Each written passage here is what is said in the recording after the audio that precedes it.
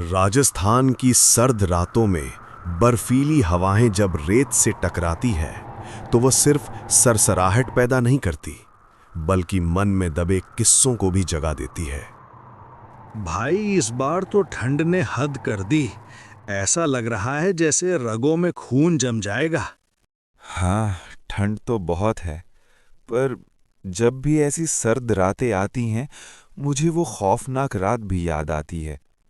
ऐसी बर्फीली सर्द हवाओं में भी मैं पसीने से तर था। उस समय तो गांव में ऐसा खौफ था कि लोगों की जरा सी आहट पर ही धड़कन तेज हो जाती थी। पास ही के कमरे में पढ़ाई कर रहे आर्यन और रवि उनकी बातें सुन रहे थे। लगता है कि तीनों दोस्त आज फिर किसी किस्से के बारे में बात कर रहे हैं। पर आज का किस्सा किसी खौफनाक घटना का है। चलो चलकर पूछते हैं आखिर हुआ क्या था। हाँ, सही कह रहे हो। दादाजी, आखिर ऐसा क्या हुआ था जो आप और गांव के लोग आज भी सर्द रातों में डर जाते हो? हमें भी वो किस्सा सुनाओ ना। बेटा, किस्सा नहीं, जिंदगी की सच्ची घटना है। शेखर, बच्चे कह रहे हैं तो सुना दो। क्या पता तुम्हारा डर भी कम हो जाए। तुम बैठो बच्चों। तो दादाजी, क्या हुआ था? ये बात साल 1970 की सर्दियों की है। मैं दिल्ली के एक सरकारी विभाग में नौकरी करता था और वही एक हॉस्टल में रहता था। एक बार 5 दिन की छुट्टी एक साथ थी, तो सोचा क्यों ना गांव चलूं। वैसे भी 2 साल हो गए थे घर से दूर आए हुए। मैंने हाफ डे ले लिया और बस स्टैंड पर पहुंच गया। सर्दियों की धूप तो खिली हुई थी, पर बस लेट थी। मैं बहुत देर तक इंतजार करता रहा। आखिरकार 3 बजे के आसपास बस आई और मैं उसमें बैठ गया। मेरे मन में सबसे मिलने की बेचैनी और खुशी थी। बस जब शहर की भीड़ भाड़ से निकलकर राजस्थान पहुंची, तब तक दिन ढल चुका था। थोड़ी देर बाद अंधेरा और गहरा हो गया। धीरे धीरे कोहरा भी छाने लगा। रात ने जब चारों तरफ अपने पैर पसार लिए, तब मेरा बस स्टॉप आया, जो कि गांव से 5 किलोमीटर दूर था। बस मुझे छोड़कर अपने सफर पर आगे बढ़ गई। अब मैं सुनसान रेगिस्तान के बीच अकेला था और ठंड से ठिठुर रहा था। मैंने समय देखा, 12 बजने वाले हैं। गांव तक पहुंचते पहुंचते आधी रात निकल जाएगी। मैंने अपने आप से ही कहा और गांव के रास्ते की ओर बढ़ गया। चारों ओर गहरा सन्नाटा था। मुझे बस मेरे कदमों की आहट सुनाई दे रही थी। रेगिस्तान की रेत दूज के चांद की हल्की चांदनी में धुंधली सी चमक रही थी, जो किसी छलावे का भ्रम पैदा कर रही थी। रास्ते के सूखे पेड़ और झाड़ियां भी किसी भयानक राक्षस की तरह नजर आ रहे थे। मैं ठंड से ठिठुरता धीरे धीरे आगे बढ़ रहा था। कुछ दूर चलने के बाद मुझे गांव का माइलस्टोन दिखा, जिस पर लिखा था धर्मपुर 4 किलोमीटर। मैंने सोचा अभी तो 4 किलोमीटर का रास्ता पड़ा है। मैंने आगे बढ़ना शुरू किया। मैंने करीबन कोई आधा किलोमीटर का रास्ता और तय किया ही था कि मुझे आवाज आई, शेखर। मैंने पलट कर देखा और कोई नहीं था। थोड़ी देर बाद फिर मुझे किसी ने पुकारा, शेखर। मैंने फिर से देखा, तब भी कोई नहीं था। अब जब तीसरी बार आवाज आई, शेखर, और मैंने पलट कर देखा तो इस बार भी कोई नहीं दिखा, तो मैं डर गया। सच में ही कोई है या मेरा वहम है? ये सोचते हुए मैं कुछ दूर चला ही चला था कि मुझे अजीब सड़ी हुई तेज गंध आई और बहुत ज्यादा ठंड लगने लगी। और फिर अचानक बहुत घना कोहरा छा गया। उस कोहरे के बीच मैंने देखा कि एक औरत लाल सुर्ख लहंगा पहने और घूंघट किए हुए खेतों में घूम रही थी। मैं जब खेतों में पहुंचा तो कोहरा छंट चुका था और वहां कोई नहीं था। मैंने सोचा इतनी रात को वो औरत यहाँ क्या कर रही थी? और पहले तो कभी यहाँ खेत नहीं थे। मैं तो ये सोच ही रहा था कि अचानक से आसमान में बादल घिर आए और बिजली की तेज गड़गड़ाहट के साथ जोर की बारिश शुरू हो गई। मैं अपने छोटे से बैग से खुद को बारिश से बचाने की कोशिश करने लगा और सोचने लगा कि ऐसी सर्द रात में अगर ज्यादा देर भीगा तो तबीयत खराब हो जाएगी। थोड़ी देर में मुझे ऐसी ठंड लगने लगी मानो मेरी सारी हड्डियां बाहर आ जाएंगी। ऐसे में मुझे दूर एक घर से रोशनी आती दिखी। मैं खुश होता हुआ घर की तरफ चल पड़ा।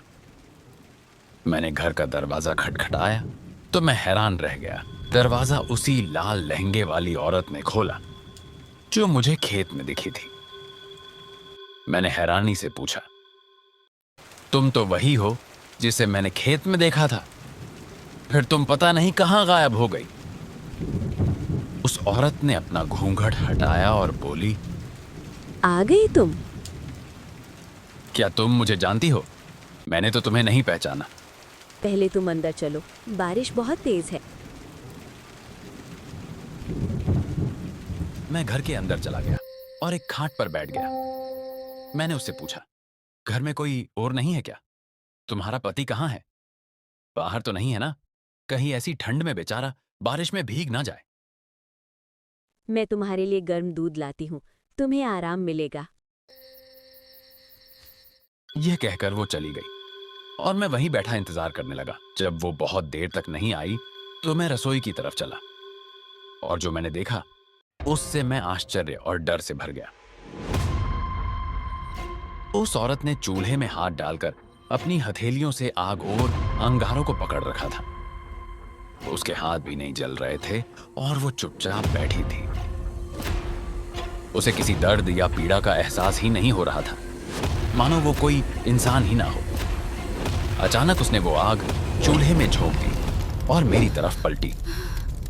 उसका वो चेहरा, वो आंखें ऐसे लग रहे थे मानो काली अंधेरी रात में सुलगते कोयले। वो एक भयानक चुड़ैल में बदल गई थी और मैं जैसे डर की एक मूर्ति में तब्दील हो गया था। कौन हो तुम? मैंने डरते हुए पूछा। वो चिल्लाई और मेरा गला पकड़ना चाहा। मैंने हाथ झटका और भागा। जा कहाँ जाएगा? सबसे बदला लूंगी, नहीं छोड़ूंगी। मैं उस घर की बाहर वाली चार दीवारें के पास छिप गया। बारिश थम चुकी थी। अंदर से चुड़ैल की आवाज आ रही थी।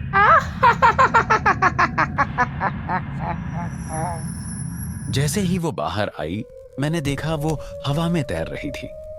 उसका काला स्याह चेहरा और अंगारों सी चमकती लाल आंखें, नाखून मानो धारदार हंसियां।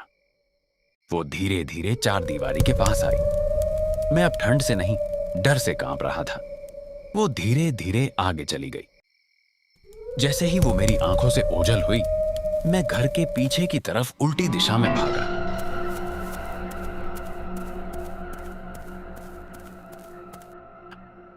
और जब मैंने मुड़कर देखा तो वो घर खंडहर में बदल रहा था। अब मैं बेतहाशा भागता जा रहा था, पता नहीं कहां किस ओर। बस किसी तरह कोई सुरक्षित जगह मिल जाए। गांव न जाने कितनी दूर था। एकाएक मेरे पीछे धूल का गुबार उड़ा। मैं समझ गया कि वो आ गई। मैं भागकर रेत में छिप गया। वो चुड़ैल मुझे ढूंढने लगी। कहाँ गया? कहाँ गया?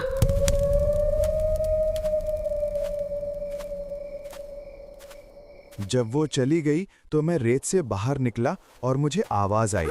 मैंने मुड़कर देखा तो वो मेरा गांव था। मुझे लगा जैसे प्यासे को नदी दिख गई। मैं अपनी पूरी ताकत से गांव की ओर दौड़ पड़ा।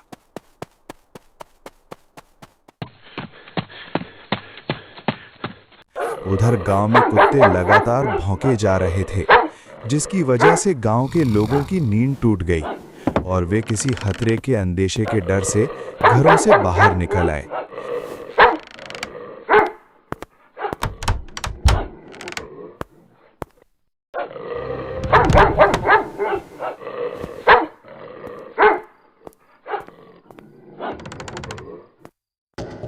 इधर वो चुड़ैल मुझे देख चुकी थी। उस समय मेरे आगे जिंदगी और पीछे मौत थी। मैं बस भागे जा रहा था और अंत में मैं गांव की सीमा में पहुंच ही गया। चुड़ैल सीमा नहीं लांघ सकती थी और वो हवा में गायब हो गई। तब तक गांव के बहुत से लोग जाग चुके थे। उन्होंने ही मुझे संभाला। अगले दिन मैंने उन्हें रात की सारी घटना बता दी। तब सबने मुझे बताया कि ऐसा पहले भी 2-3 लोगों के साथ हो चुका था। तभी गांव वाले रात को सतर्क रहते थे। लेकिन वो थी कौन? वो गांव के ही एक लड़के की पत्नी थी। उस लड़के ने गांव के बाहर कुछ जमीन खरीद ली और वहीं अपनी पत्नी के साथ रहने लगा। एक दिन वो पास वाले गांव जाने लगा और जाते समय बोलकर गया कि आज रात उसका दोस्त आएगा। पर वो लड़का बारिश के कारण कहीं फंस गया और पीछे से उसका दोस्त घर पहुंच गया। उस औरत ने गहने पहने हुए थे। दोस्त के मन में लालच आ गया और उसने उस औरत से छीना झपटी की और उसे खेत में दफना दिया। उसका पति बहुत दिनों तक उसे ढूंढता रहा और एक दिन पुलिस ने जब उसके दोस्त को पकड़ा तब सच्चाई का पता चला। और रही बात रास्ते की, तो पंचायत में फैसला हुआ कि सड़क तक जाने के लिए दूसरा रास्ता बनाया जाए और उस रास्ते को हमेशा के लिए बंद कर दिया जाए। तब से उधर कोई नहीं जाता और वो चुड़ैल भी किसी को नहीं दिखी। ये तो सचमुच डरावना था।